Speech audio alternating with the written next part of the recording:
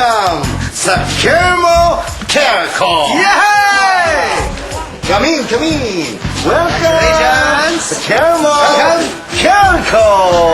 Sophia, may tanong lang ako. Paano mo naman nasabing walang food dito? Kasi wala si Jai. Tatago yata si Jai. Ayun na. Yan.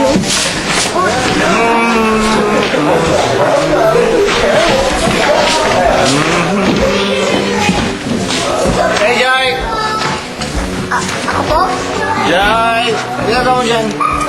Ito po, ako po. Check ko po itong pader nyo kung matibay po talaga. Chine-check mo yung pader namin kung matibay? Opo. Opo, matibay nga po. Sige, check ko po dyan sa iba. Halika rito.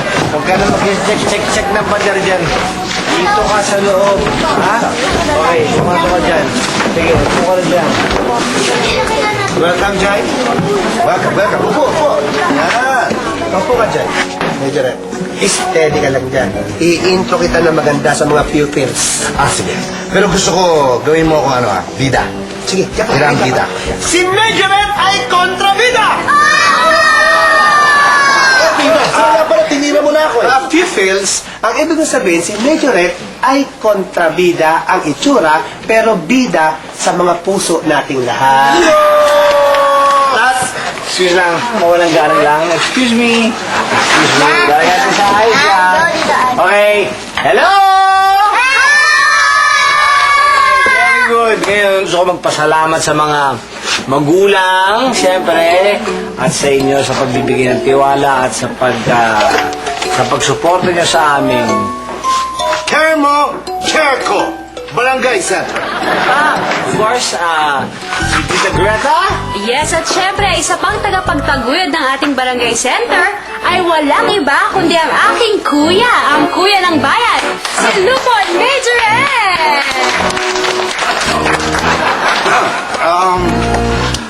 Alam nyo, matagal ko nang naiisip gawin mula pa ng pagkabata ang proyektong ito para sa inyo.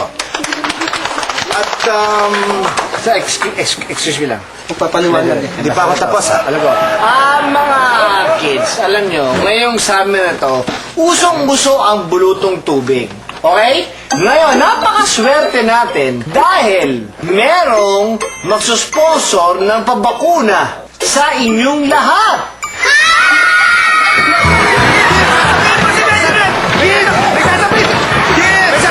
Hindi pa ako tapos! Kids, come back! Now! Kids!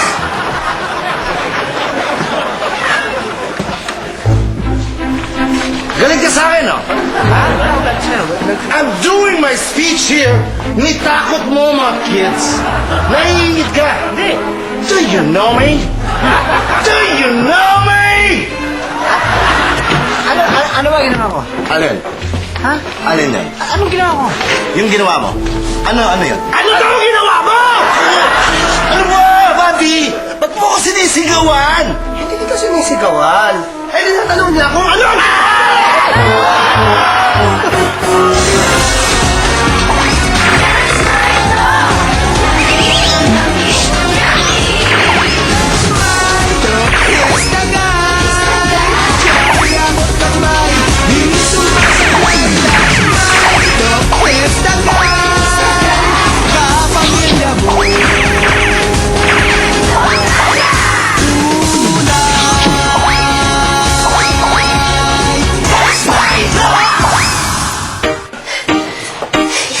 Ano ba kayo?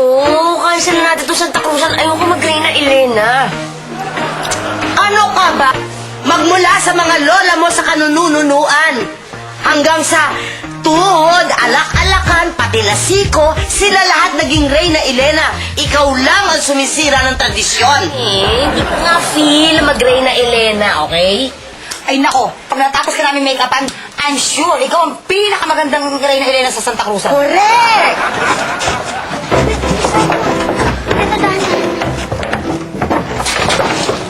Jai, tingnan mo nga kung nagbabakuna na si Tito Aga. Bakit ako? Ikaw na lang, Sofia. You're so jologs. Hindi ka gentleman like Johnson, di ba? Yeah.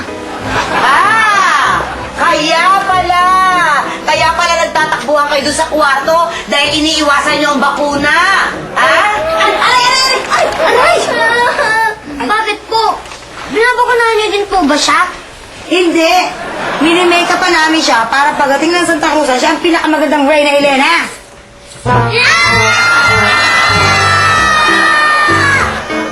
Bakit sila sumisigaw? Ewan ko sa mga yan. Patingin kasi, patingin na. Oo, yan.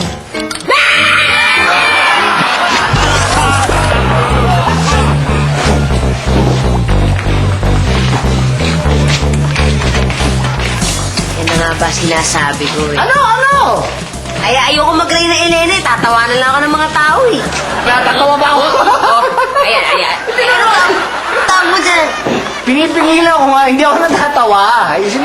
Natutuwa ako. Tutuwa. Yan yung ginagawa mo. Alam mo, kahit magalit pa yung mga magulang ko saan, kahit multayin pa ako ng mga lola kong nagsanta kusa nag-Reyna Elena, ayoko na. I quit, Doc. I quit. Alam mo, madami nagkakandara pa dyan yung mga magulang. Talagang pinapangarap nila yung mga anak nila maging Reyna Elena.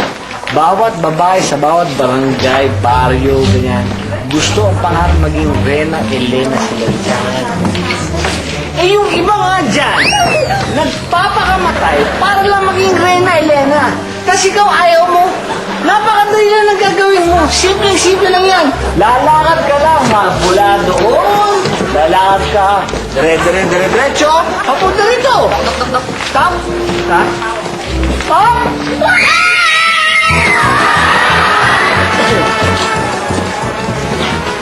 Bronson, di ka natatakot ng pambakuna? Di po. Kukunin ko lang yung pambakuna ko para sa bulutong tubig mo, ha? Okay, sandali lang. Dok Aga! Si Bronson nahulog!